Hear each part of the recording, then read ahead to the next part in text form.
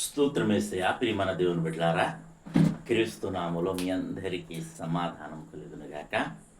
ఆమె ప్రతి దినము దేవుని వాగ్దానం అని ఆత్మీయ చక్కటి కార్యక్రమంలో మిమ్మల్ని ప్రేమపూర్వకంగా ఆహ్వానిస్తున్నాను. దేవుని బిడ్డలారా, ఎలా ఉన్నారు? బాగున్నారా? ఉదయాన్నే లేచారా? ప్రార్థన చేసుకున్నారా? దేవుని వాక్యాన్ని మరి కాసేపైనా మీరు చదువుకున్నారా? మరి దేవుని కృప, దేవుని ప్రేమ, దేవుని దయ, మరి ఇదేనో మనం బ్రతుకున్నామంటే ఆయన కృప, మరి మనల్ని నడిపిస్తుంది ఆయన కృప, మరి జీవింపజేస్తుంది ఆయన కృప. మరి నిన్నటి దినం చాలా ప్రమాదకరమైన పరిస్థితి దేవుడు మరి నన్ను లేవనెత్తడం జరిగింది. మరి ఈ దినం బ్రతుకున్నానంటే ఆయన కృప కనుక మరి ఈ విధంగా మీతో మిమ్మల్ని దేవుడు ప్రేమిస్తున్నాడు కనుక మరొక వాగ్దానంతో ప్రభు మరి మనతో మాట్లాడి మనలను మరి బలపరుస్తున్నాడు కనుక ప్రతి ఒక్కరు చదువుకుందాం. కీర్తన గ్రంథం 94వ అధ్యాయం 14వ వచనం. యెహోవా తన ప్రజలను ఎడబాయివాడు కాడు, తన స్వాస్థ్యమును విడనాడువాడు కాడు. దేవునికి స్తోత్రం. ఇక్కడ చక్కటి వాగ్దానం ద్వారా ప్రభు మాట్లాడుతున్నాడు. ఏమన్నా తన ప్రజలను ఎడబాయివాడు కాదట దేవుడు, అలాగే తన స్వాస్థ్యాన్ని విడనాడువాడు కాదట. మరి నిన్నటి దినం పరిస్థితి మనం చాలా బలహీనపడిపోయాను. మరి భయంకరమైన గ్యాస్ పెయిన్తో బాధపడినప్పుడు దేవుడే నన్ను విడిచిపెట్టలేదు, లేవనెత్తాడు.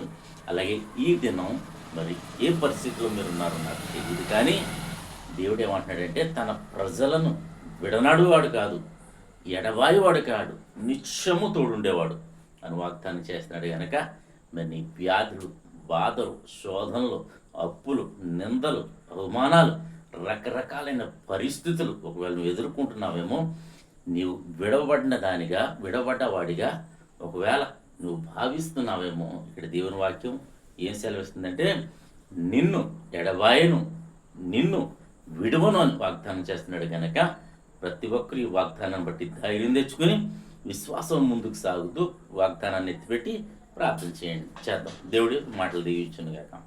మన ప్రార్థన. స్తోత్రము తండ్రి, వందనాలేసా. ప్రతి దినము దేవుని వాగ్దానం అని ఆత్మీయ చక్కటి కార్యక్రమంలో తండ్రి మీరు ఇస్తున్న వాగ్దానం బట్టి స్తోత్రాలు. ఎంతమంది ప్రజలు యూట్యూబ్ ద్వారా, షేర్ ద్వారా, ఫేస్బుక్ ద్వారా తండ్రి రోడ్డు మార్గం వద్ద చదువుతున్నారో వారందరి జీవితాల్లో ఈ వాగ్దానాన్ని మీరు నెరవేర్చమని ప్రార్థిస్తున్నాను. నీ కృపకు ప్రతి ఒక్కరిని అప్పచెప్పుకుంటూ నాయన తోడైండమని ప్రార్థిస్తున్నాను.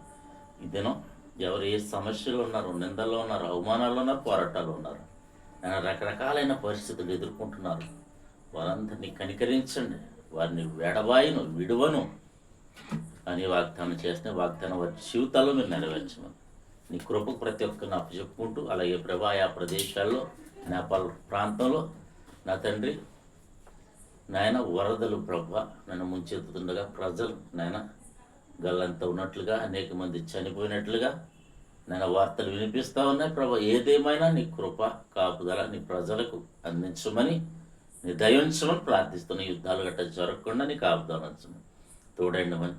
ఈ దినం ఎవరైతే మ్యారేజ్ డే, బర్త్డే జరిపించుకుంటున్నారు నీ బిడ్డలందరికీ క్షేమాన్ని, సమాధానాన్ని, సంవత్సరం అంతా నీ దయకిరీటం నుంచి మీరే మహిమ పొందమని క్రీస్తు నామములో అడుగుచున్నాము తండ్రి, ఆమేన్.